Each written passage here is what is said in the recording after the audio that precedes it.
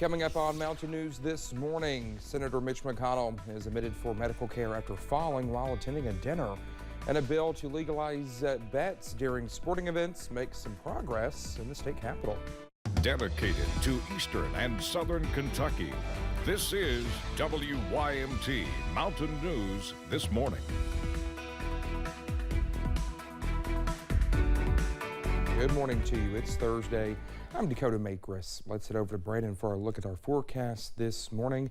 And Brandon, it is yet another cold morning. It's a little bit chilly out there, but not as bad as yesterday. And the good news is no frost this morning, so that's going to help out some. We'll get to back and forth a little bit easier. Let's get into the forecast as we take a look and see what's going on.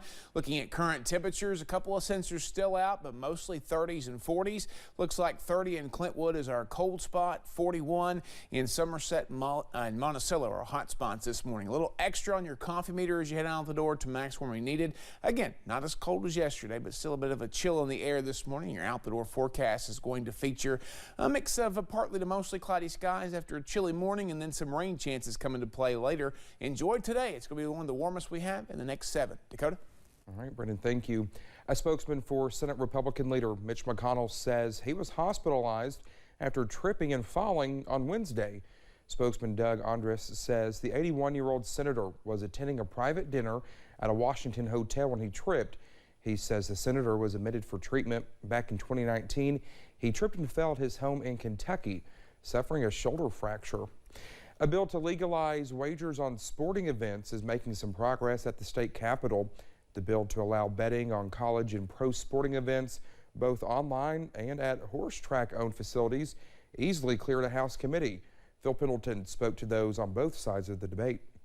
So first item on the agenda. No one voted against House Bill 551, and the bill cleared out of committee in just under 30 minutes Wednesday morning. I feel like we've got a lot of momentum. I feel like very optimistic going into the floor vote and going into the Senate votes. It's the third time the bill to allow legal wagering on college and pro sporting events has passed a House panel.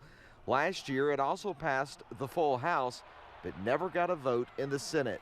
The bill before you today will put this industry in a legal and regulated status so that everyone knows what the framework is. The State Racing Commission will oversee sports betting parlors, and they'll be allowed at racetrack-owned facilities. It'll be taxed and is estimated to bring in an additional $23 million a year. Significantly reduce illegal participation in this type of activity, and will also help us pay down our pension liabilities. There is the concern that children will be able to access sports wagering and cause a lot of problems. They say that the use of a phone and gambling is never a good combination. That's among the arguments against from conservative group the Family Foundation. They say this is government aligning with predatory companies at the cost of its citizens. We have a lot of interaction with churches across Kentucky, and I cannot tell you how many pastors that have gotten engaged really with, involved in government because of the harms that they have seen on people with gambling addiction. Unlike previous bills, this one does not legalize online poker or daily fantasy sports. In Frankfort, Phil Pendleton, WYMT Mountain News. Well, the bill now goes to the Senate, and if it passes there, it will likely become law because Governor Andy Beshear says he also supports it. Well, it looks like the push for partisan city and school board elections will be coming today in Frankfort. Senate Republican leader Damon Thayer is among those who says voters could make more informed decisions if they knew the political party of candidates. Well, he's indicated he believes there would be fewer Democrats in local offices if voters knew their registration, but Kentucky has a tradition of nonpartisan school board elections, and cities have the option of having partisan or nonpartisan elections, and most cities choose to keep partisanship out of their city halls. Governor Beshear has called it an awful proposal. The Kentucky League of Cities also opposes it. A bill that would allow teachers and faculty members in Kentucky's public schools to share their religious beliefs freely is headed to the House for a full vote. The bill would allow for prayer and religious programs at school and school-sanctioned events. The push comes after a United States Supreme Court case where a high school football coach was fired for insisting on prayer for his players. The court ruled in his favor. Teachers who support the bill say it could allow expression of all religions in schools. Well, mental health has become one of, if not the largest concern that parents have of their children. Yesterday, the National Alliance on Mental Illness rallied in Frankfort. Members are pushing for more support in legislature for mental health resources. And so far, NOMI Kentucky Executive Director Melanie Cunningham says legislatures have been receptive.